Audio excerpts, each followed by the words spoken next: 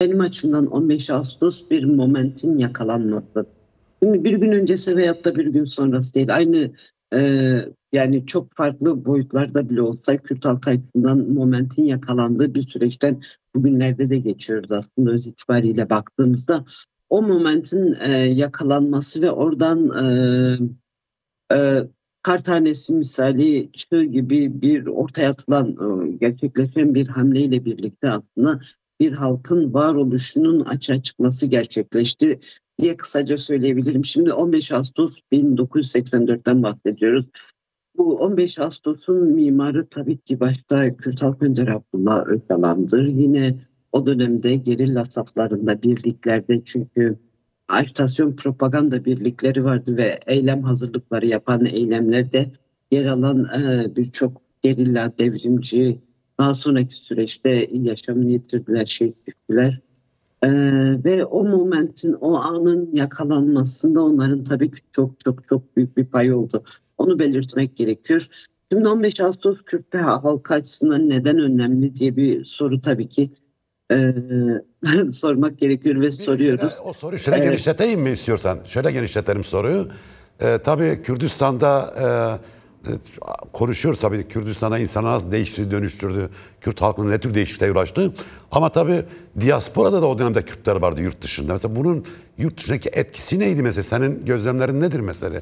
Tabii sen bizden sanırım daha önce Avrupa'da bulunan bir Kürdistanlı kadın olarak ne demek, tam ne söylemek istersin bu konuda?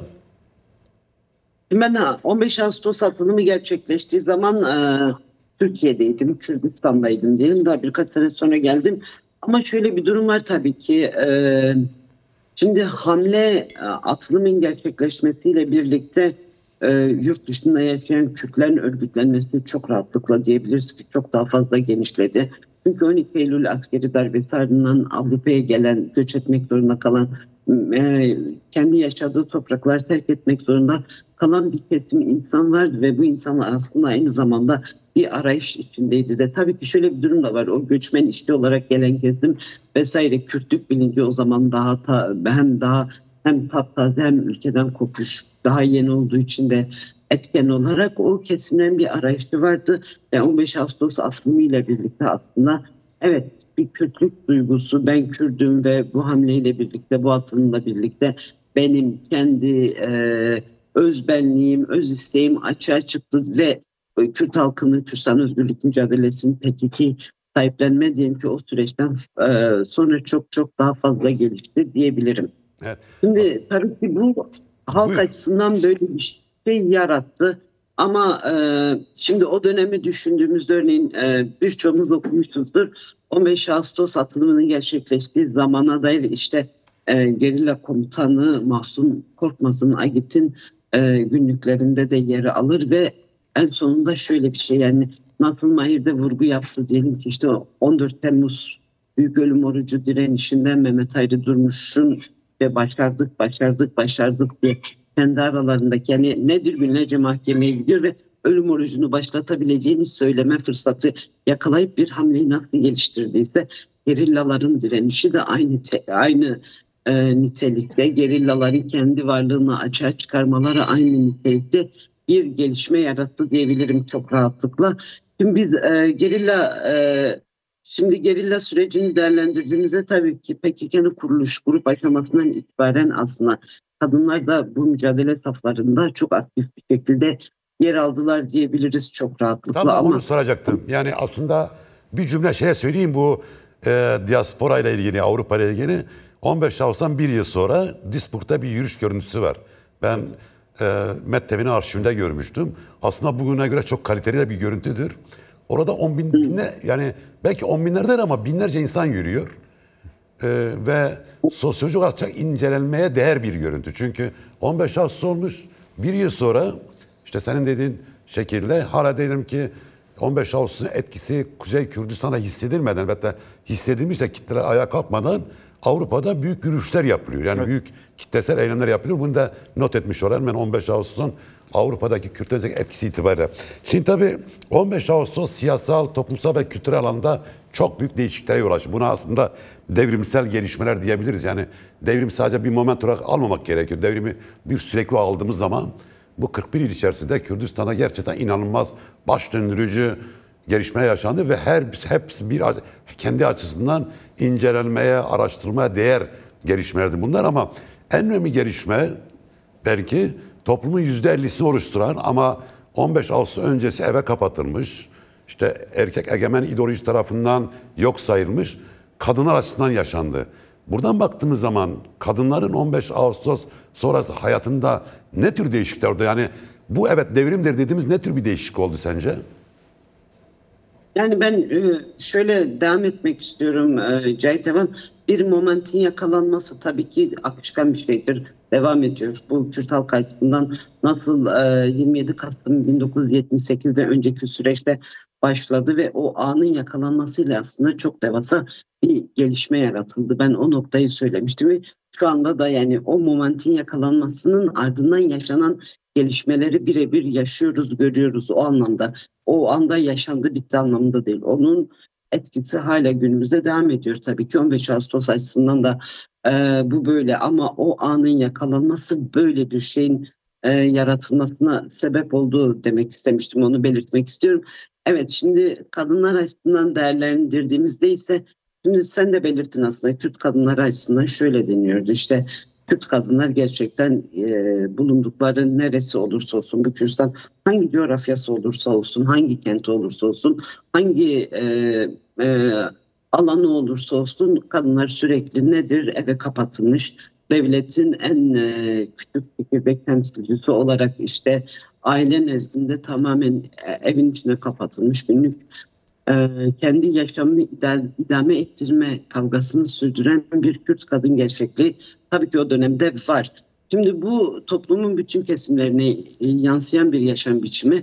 Şimdi burada diyelim ki köylü kadın olmakla şehirli kadın olmak, burjuva kadın olmakla küçük burjuva kadın olmak arasında o boyutuyla çok ciddi bir fark yok. Ne olursa olsun kadına yaklaşım, kadına ele alış biçimi toplumun bütün kesimlerinde aynı şekilde.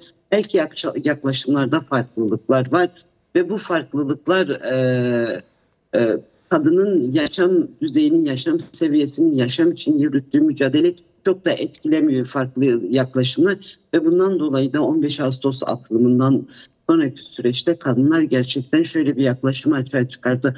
Ne olursa olsun özgürlük mücadele saflarına katılma, özgürlük arayışını gerçekleştirme ve bunun içinde hem gerilla saflarında yer alma hem de siyasal mücadele yürütme boyutuyla çok önemli gelişmeler yarattı. Tabii ki bu bir komple bir ele aldığımızda ve komple düşündüğümüzde 15 Ağustos atılımına kadar gelen 11 yıllık bir örgütlenme, mücadele hem gerilla hem siyasi alanda örgütlenmeyle başlayan ve aslında 15 Ağustos atılımından sonra da artık silahlı mücadeleyle kadınların daha fazla nefes alabileceği, kendisine daha fazla nefes boruları açabileceği, bana dayatılan, bana biçilen misyonu, bana verilen rolü oynamaktansa hem kendi hem de kendi halkımın kurtuluşu için mücadele etme zeminini yakalama ve bunu açığa çıkarabilme.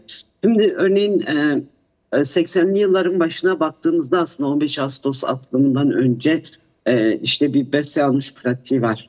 Besanuş 15 Ağustos atılımından önce 82 yılında diyelim ki işte gerillalık yapıyor ve gerçekten pazarcık çevresinde çok büyük örgütlenmelere de sahip oluyor. Yani Kürt kadınlar da aslında biz Zarife geleneklerinden bahsediyoruz. Yine Leyla Kasım geleneğinden bahsediyoruz. Ondan sonraki süreçte de aslında bu kadınların geleneğini alıp daha fazla ileriye taşıdı diyebiliriz.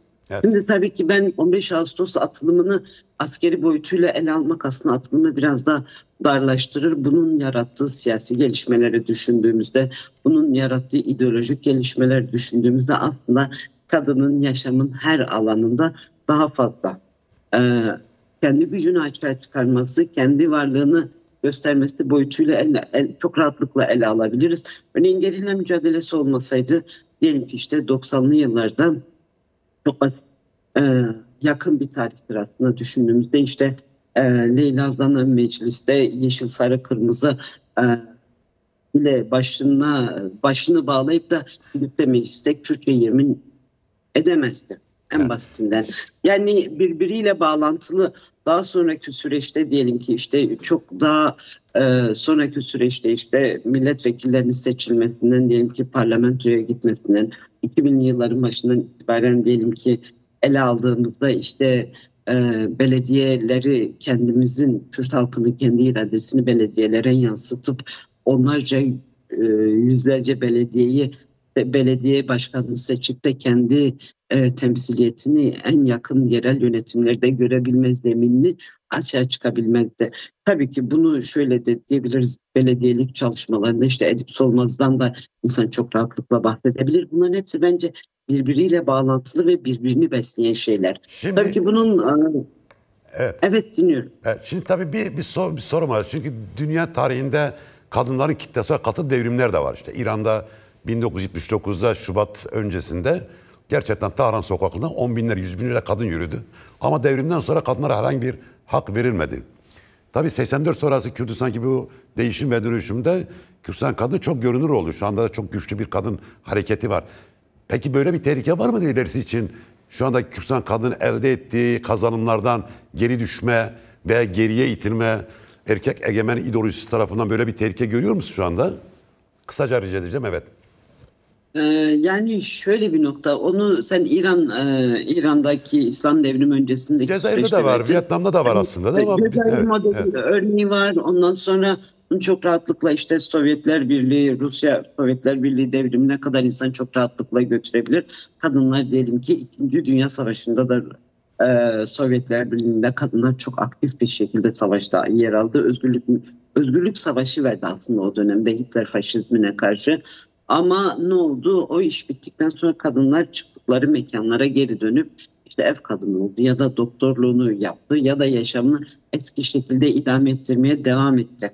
Ama bizim Kürt kadın gerçekliğini dünyadaki yani dünya kadın gerçekliğinden ayıran bir nokta şudur: bence bir kadının kendi öz mücadelesini yürütmesi, yine jineoloji bilimiyle aslında bu kendi varlığını daha fazla anlamlandırma ve ona sahip çıkma boyutuyla bence birçok gelişmeler yaşandı ve Kürt kadın aslında en çok da diyelim ki nedir? Kendi yürüttüğü mücadelenin birebir sahip çıkan oluyor. Evet. Bu bence çok önemli bir boyut. Yani bir kadın kendi özgürlük mücadelesini yürütüyorsa, kendisi için başta olmak üzere içinde yaşadığı bütün toplum için yürütüyordur. Yani şimdi kimse bana diyebilir mi: Devrim, sen kendi mücadelelerini yürüttün, işin bitti, git evine otur. Hayır, öyle bir durum yok. Olamaz da, kimse diyemez. Niye? Çünkü ben burada varlığımı açığa çıkarabilmek için, kendi varlığımı gerçekleştirebilmek için, Kutsal Önder Abdullah Öcalan'ın dediği habun olabilmek için ben çok yoğun bir şekilde bir mücadele yürüttüm. Ben bu habunluk mücadelemi biri bana başla dediği için başlamadığım gibi de biri bana bitir dediğinde bitirmeyeceğime göre bu mücadelede özgürleşme mücadelesi yani sürekli devam edecek bir mücadele olduğu için de bu çok mümkün değil. Tabii ki ben bilmiyorum, bana ayırdığınız zaman ne kadar Cahit Efem. Şimdi 15 Ağustos atlımında kadınların varlığını ele aldığımızda, diyelim ki 90'lı yıllardan itibaren askeri boyutu da ele aldığımızda kadın ordulaşmasından tutalım da, örneğin bugün işte Rojava'da YPJ, yine Şengal'de YJŞ biçimindeki örgütlenmelere kadar aslında ele aldığımızda tabii ki 15 Ağustos'un atılımının katkıları çok büyük. Aynı zamanda kadınlar da kendi yürüttükleri mücadeleye bir şekilde sahip çıkıyor. Askeri boyutuyla, siyasi boyutuyla da yaşamın her alanında kendi varlığını göstererek, kendi mücadelesini beraber çalıştığı erkek arkadaşlarıyla birlikte ortaya çıkararak aslında kendi emeğini de bir şekilde garantiliyor diyebilirim. Yani o noktada verilen mücadelede bir gerilemeden ziyade şöyle bir misyonu var Kürt kadın hareketinin, yani kadın özgürlüğünü sadece Kürt kadınlarıyla sınırlı tutmamak, dünyadaki bütün kadınlara yaymak ve ortak mücadeleyi geliştirmek. Evet. Şu noktada ben çok da hani daha geriye gideceği değil de çok çok önemli ve ileri gelişmeleri açığa çıkaracağını düşünüyorum ve inanıyorum.